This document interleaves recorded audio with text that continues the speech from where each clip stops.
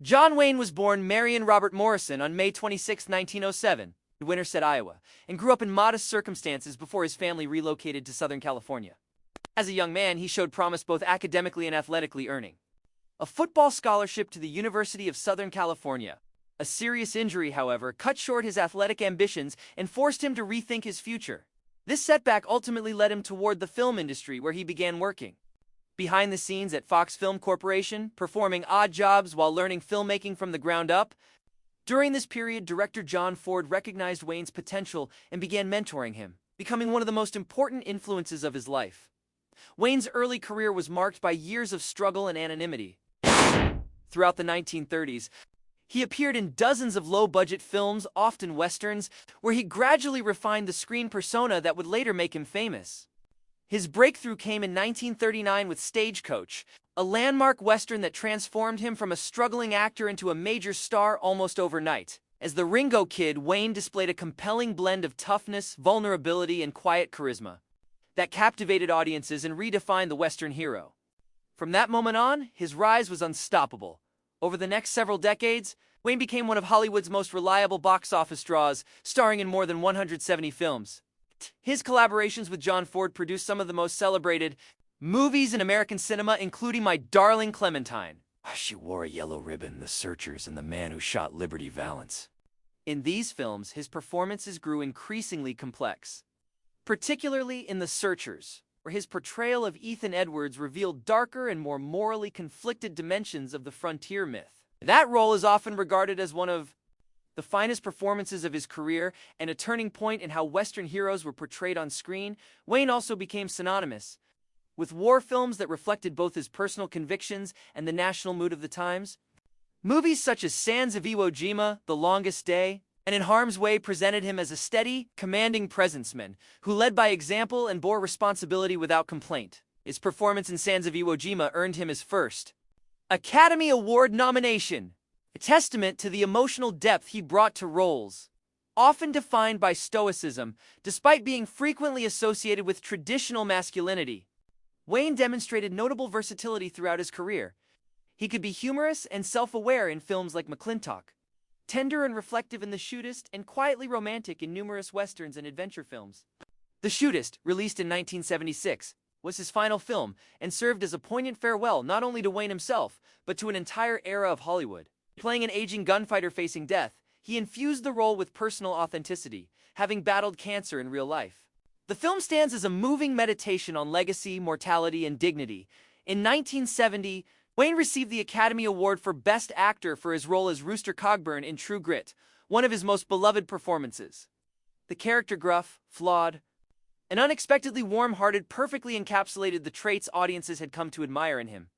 The Oscar served as long overdue recognition of a career built not on trends or reinvention, but on consistency, integrity, and an unshakable bond with his audience. Wayne's personal life was as dramatic and emotionally complex as many of the roles he portrayed on screen. He first married Josephine Alicia Scenes in 1933, at a time when he was still struggling to establish himself in Hollywood. Their marriage coincided with his early rise to fame and was marked by long hours on set, financial uncertainty, and constant travel.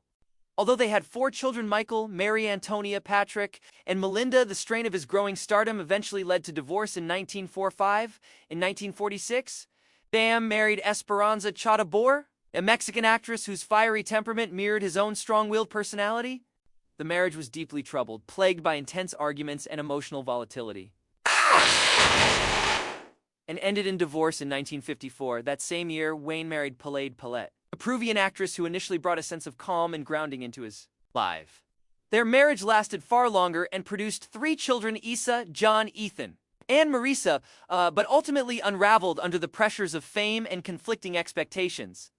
Although they separated after 19 years, they never formally divorced. In his later years, Wayne found companionship with Pat Stacey, his former secretary, who remained by his side through declining health and personal challenges. When John Wayne died on June 11, 1979, at the age of 72, Hollywood lost one of its most towering and polarizing figures. Known worldwide as the Duke, he was more than a movie star. He was a symbol of rugged individualism, unapologetic patriotism, and conservative American values. His funeral, held at Our Lady of the Angels Church in Los Angeles, was attended by family, close friends, and many industry figures, just as telling as those who came were the notable figures who did not.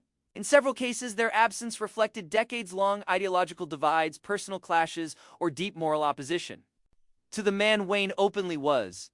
Wayne never pretended to be neutral, once stating in a 1971 interview that he believed in white supremacy until black Americans were educated to a point of responsibility, a remark that intensified his reputation as a lightning rod for criticism. Jane Fonda's absence came as no surprise. The ideological gulf between her and Wayne was vast and publicly hostile, particularly during the Vietnam War, when she became an outspoken anti-war activist while Wayne was a vocal defender of U.S. military involvement. Wayne dismissed protesters as traitors, and Fonda later recalled confrontations that made reconciliation impossible. Marlon Brando represented the antithesis of Wayne's worldview. Politically progressive and a fierce advocate for Native American rights, Brando openly rejected the mythology Wayne helped popularize, criticizing Westerns for glorifying conquest and genocide. Their mutual disdain ensured Brando's absence was a quiet but firm statement of principle. Paul Newman, though more private in his politics, was widely known for his liberal activism and humanitarian causes. His values stood in stark contrast to Wayne's outspoken conservatism, and while Newman avoided public feuds, Kay kept his distance in life and in death. Burt Lancaster also clashed sharply with Wayne on political and moral grounds. Openly critical of McCarthyism and right-wing extremism, Lancaster believed actors had a responsibility to challenge authority, while Wayne believed in defending it without apology. James Garner, despite serving in the military, grew disillusioned with the glorification of war and described Wayne as a good actor, but a man he fundamentally disagreed with. He resented what he perceived as Wayne's bullying presence and rigid patriotism. Choosing not to attend the funeral, Harry Belafonte's absence was rooted in civil rights. A close ally of Martin Luther King Jr., Belafonte found Wayne's racial views impossible to overlook, particularly remarks about Native Americans that he found deeply offensive. Respecting Wayne's fame did not mean excusing his beliefs. Wayne understood that he was divisive, stating late in life that he did not believe people should apologize for being who they are. The actors who refused to attend his funeral were not making a casual social choice. They were drawing a final line between the man Wayne was and the America they believed in. His legacy endures, admired by millions and questioned by just as many. And perhaps nothing illustrates that complexity more clearly than the empty seats at his funeral, silent, not from forgetfulness, but from conviction. Wayne died of stomach cancer at UCLA Medical Center and was laid to rest at Pacific View Memorial Park Cemetery in Corona del Mar, overlooking the Pacific Ocean. The tranquil setting offered a fitting place of rest after a life defined by triumph, controversy, and enduring influence. In 2019, his 1971 Playboy interview resurfaced, sparking renewed calls to rename John Wayne Airport. His son Ethan defended him, arguing that it was unjust to judge a man solely by an interview taken out of context. Those calls resurfaced again during the George Floyd protests in 2020, though as of 2026, the airport name remains unchanged. In the years following his death, John Wayne's image did not fade into quiet nostalgia, but instead became a recurring point of debate about art, politics, and historical accountability.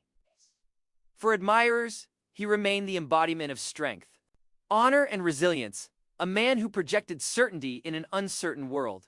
His films continued to play endlessly on television, introducing new generations to the steady gait, deliberate speech, and moral clarity that defined his screen presence. For critics, however, his legacy demanded scrutiny. Erasure, but honest confrontation with the values he represented and promoted. This tension ensured that Wayne remained culturally relevant long after his final bow. Hollywood itself underwent a profound transformation in the decades after Wayne's passing. The studio system that had nurtured his rise collapsed, replaced by a more fragmented and ideologically diverse industry. Younger actors embraced ambiguity, vulnerability, and social critique, qualities often at odds with the clear-cut heroism Wayne had championed. Yet even among those who rejected his worldview, there was acknowledgement of his technical skill and discipline. Directors and actors alike studied his command of physical space, his economy of movement, and his ability to convey authority with minimal dialogue. Recognizing that cinematic power did not always require excess, Wayne's influence on the Western genre remained particularly enduring. Films that sought to deconstruct the Western myth often did so in direct conversation with the characters he had popularized. The morally conflicted anti-heroes of later decades existed partly as reactions against Wayne's towering lawmen and gunfighters. Even when filmmakers attempted to dismantle the frontier mythology, they were still working in the shadow he cast. In that sense, Wayne shaped not only what Westerns were, but also what they became once audiences began questioning the stories they told. His family continued to play an active role in preserving and shaping his memory. Michael Wayne, his eldest son, became a producer and later oversaw aspects of his father's estate, while Patrick Wayne maintained a public presence as an actor and spokesperson for the Wayne legacy. Ethan Wayne, the youngest, emerged as one of the most vocal defenders of his father in later controversies, emphasizing personal generosity, loyalty to friends, and a private kindness that critics rarely acknowledged. The Wayne children often stressed that the man they knew at home was more nuanced than the public figure frozen in old interviews and headlines. Institutions bearing Wayne's name became focal points for broader cultural arguments. John Wayne Airport in Orange County stood as a symbol not just of a movie star, but of a particular vision of America. When calls arose to rename it, supporters argued that Wayne represented regional pride and historical continuity, while opponents contended that public honors should reflect evolving social values. County meetings grew heated, petitions circulated, and editorials multiplied, illustrating how a man who had died decades earlier could still ignite passionate disagreement. The airport itself became less about aviation and more about the unresolved struggle over memory and meaning. Academic reassessments of Wayne's work added further layers to the discussion. Film scholars revisited his performances with a more critical eye, noting moments where his characters subtly deviated from pure heroism. In films like The Searchers and The Man Who Shot Liberty Valance, they argued Wayne unconsciously revealed cracks in the ideology he outwardly defended. These interpretations suggested that even Wayne himself may have sensed the limits of absolute certainty, allowing complexity to surface despite his personal convictions. Such readings did not absolve his statements or beliefs, but they complicated the narrative of him as a simple symbol. International perspectives on Wayne also shifted over time. Outside the United States, his films were increasingly viewed as artifacts of American self-mythologizing, admired for craftsmanship but questioned for cultural assumptions. European critics often contrasted Wayne's stoicism with the existential doubt that defined post-war cinema abroad, while filmmakers in Asia and Latin America viewed his work through the lens of American influence and power projection. In these discussions, Wayne became less an individual and more a case study in how cinema shapes national identity.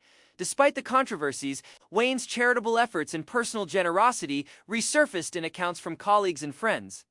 Many recalled quiet acts of support, from helping struggling crew members to donating anonymously to causes he believed in. These stories did not negate his public statements, but they revealed contradictions that resisted simple judgment. Wayne, like many figures of his era, embodied both compassion and prejudice, loyalty and rigidity, making him difficult to categorize within modern moral frameworks. The actors who refused to attend his funeral remained emblematic of this complexity. Their absence was not an act of spite, but a reflection of conscience, a refusal to separate the art from the artist when the artist's beliefs clashed with their own. Over time, their decision came to be seen less as a snub and more as an assertion of personal integrity. In a profession often driven by diplomacy and silence, choosing not to attend was itself a form of speech. At the same time, those who did attend Wayne's funeral offered their own quiet rebuttal. For them, honoring a colleague did not require endorsing every opinion he held. They remembered professionalism, generosity on set, and a shared history that transcended politics. The contrast between presence and absence underscored a central truth about Wayne's legacy. It was never unanimous, never comfortable, and never simple. As decades passed, Wayne's films continued to be restored, archived, and screened at festivals and retrospectives. Each showing sparked renewed debate, with audiences bringing contemporary sensibilities to mid-century stories. Some viewers found inspiration in his steadfastness, others discomfort in what that steadfastness excluded. But the conversations themselves became part of his afterlife, ensuring that his work remained alive not as static entertainment, but as a living dialogue. In the end, John Wayne's story resisted closure. He did not fade into the neutral past, nor did he exist solely as a cautionary tale. He remained a mirror reflecting the values, fears, gasps, and aspirations of the America that created him, and the America that later questioned him. The empty seats at his funeral, like the filled ones, told a story not of indifference but of conviction. Oh. They revealed how deeply he mattered, not just as a star, but as a symbol. His life and career forced uncomfortable questions about whether greatness in art can be separated from personal belief, and whether cultural icons should be preserved as they were or reevaluated as society changes.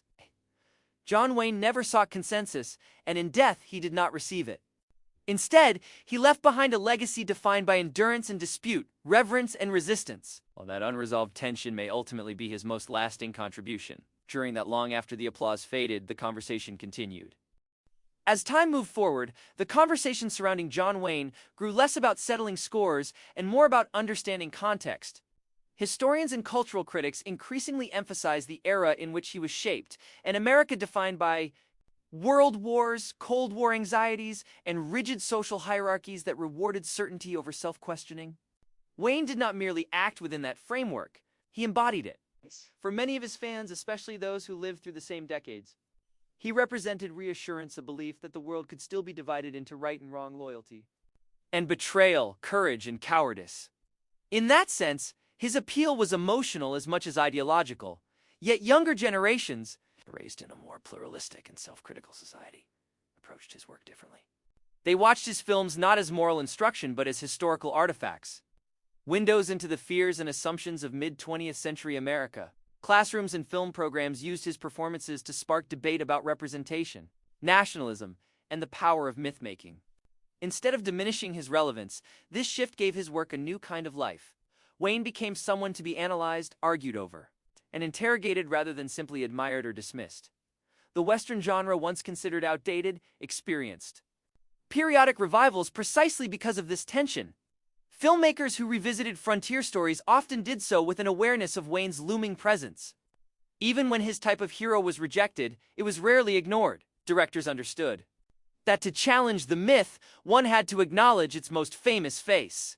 Wayne's legacy thus functioned as a reference point, a benchmark against which reinterpretations measured themselves in private recollections. Many crew members who worked with him described a man deeply committed to professionalism, prepared, respected the mechanics of filmmaking, and understood the collaborative nature of production. While his politics were inflexible, his work ethic was admired even by those who disagreed with him.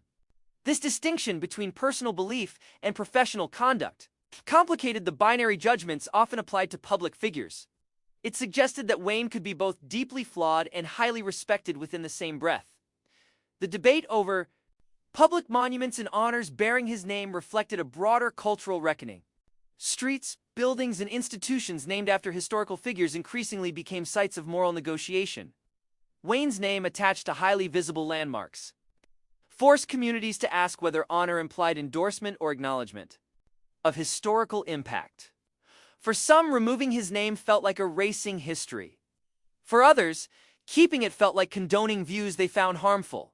The lack of consensus mirrored the man himself, unyielding, polarizing, and impossible to reduce to a single narrative. Within popular culture, Wayne's image continued to circulate in unexpected ways. References appeared in music, television, and advertising, sometimes reverent, sometimes ironic. His walk, his voice, and his silhouette remained instantly recognizable, proof of how deeply he had embedded himself in the cultural imagination. Even those who had never watched one of his films often knew what he symbolized. Few actors achieved that level of symbolic shorthand. The actors who declined to attend his funeral were often revisited in these discussions, not as villains or heroes, but as individuals making choices shaped by conscience. Over time, their decision came to be seen as emblematic of a turning point in Hollywood. When silence was no longer the default response to ideological conflict, their absence marked an early instance of public figures drawing ethical boundaries, a practice that would become increasingly common in later decades.